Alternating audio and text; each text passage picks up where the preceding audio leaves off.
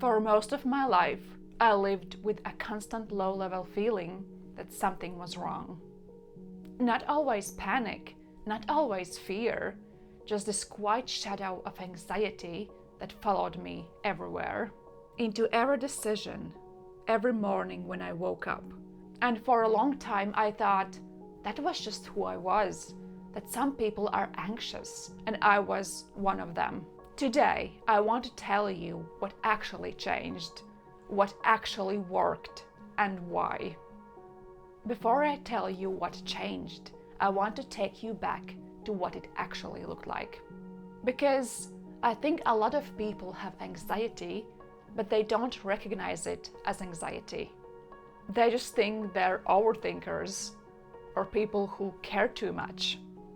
For me, it looked like this: replaying conversations in my head for hours after they happened, taking a small problem and mentally fast forwarding it to the worst possible outcome, struggling to make decisions because every option felt equally terrifying, and waking up in the morning already braced for something bad to happen.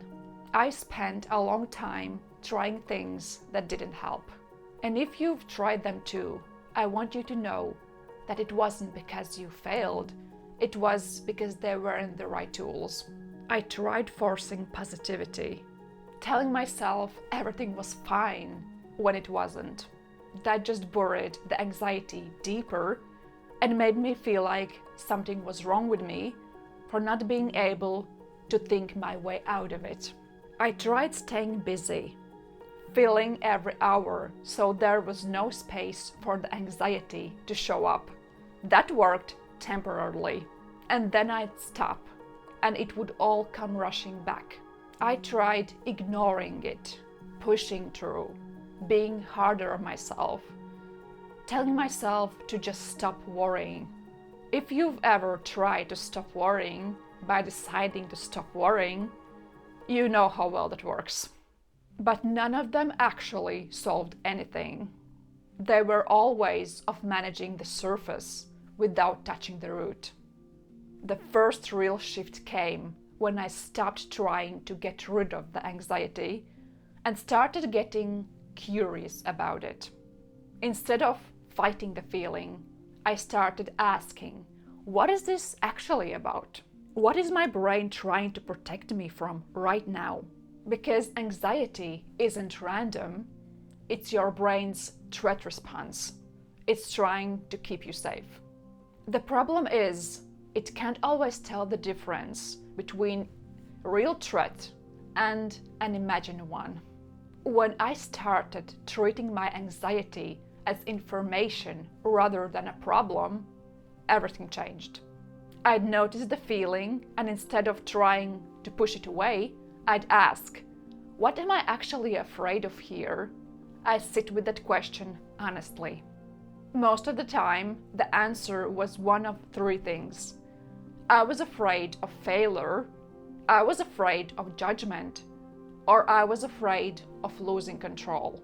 And once I could name it, really name it, it lost most of its power over me. Naming the fear doesn't make it disappear, but it moves you from being inside the anxiety to observing it. And that distance is everything. The second thing that's changed was my relationship with uncertainty. Because at the root of almost all anxiety is one thing: not being okay with not having the answers. Anxious thinking is fundamentally an attempt to control the future by thinking about it hard enough.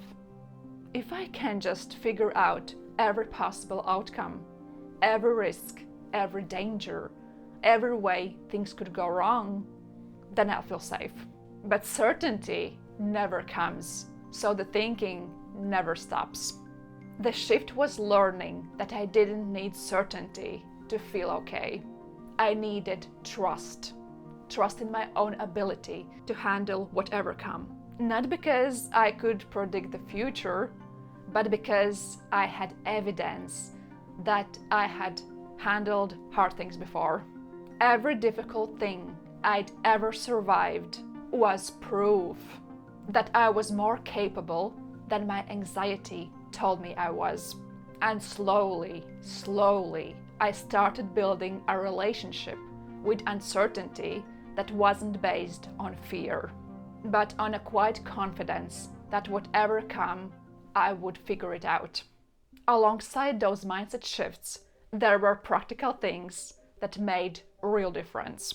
The first was journaling, but not the gratitude kind, the honest kind. Writing down exactly what I was afraid of, why, and what the worst realistic outcome actually was.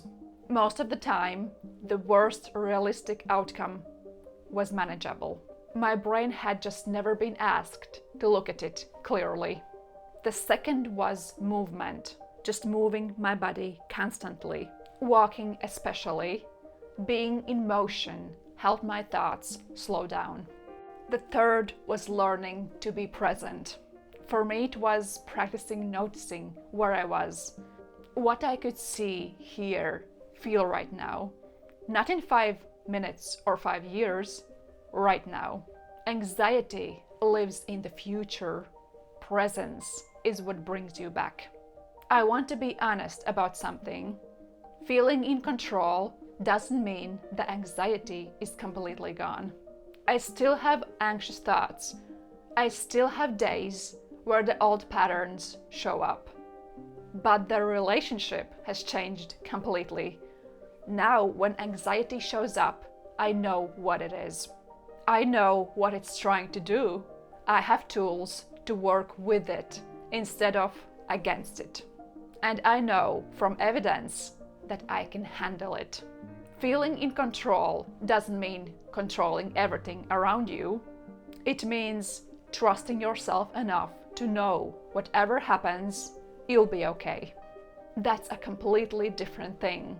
And it's something you build, not something you find. If you're living with that constant quiet shadow of anxiety right now, I want you to know something. It doesn't have to be permanent, not because you can think your way out of it, but because anxiety is a pattern, and patterns can change. Start with one question. The next time you feel anxious, instead of trying to stop it, ask, what am I actually afraid of right now? Just that. Just get curious. See what comes up. If this resonated with you, save it. Share it with someone who needs to hear it. And tell me in the comments, what does your anxiety actually look like? Subscribe for more honest videos about mindset, growth, and the things nobody talks about. And if you want to go deeper, I have videos on negative thinking, self-sabotage, and overthinking right here on the channel. I'll see you there.